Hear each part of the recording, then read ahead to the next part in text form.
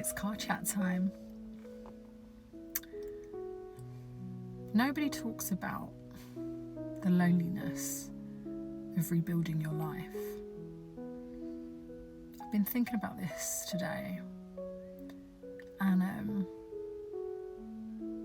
I've realised something, that when you're so focused on rebuilding your life and pouring that energy into yourself and getting yourself back to a strong place, clear mind, focused, that loneliness suddenly becomes peace. There's like a crossover, and I've realised this.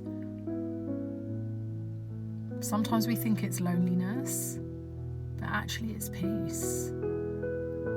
And I feel quite content in that peace of rebuilding, and it's not lonely anymore.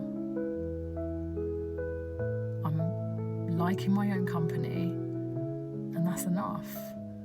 And I want to encourage you guys today to learn to enjoy your own company. It's not loneliness, it's actually peace. Enjoy that.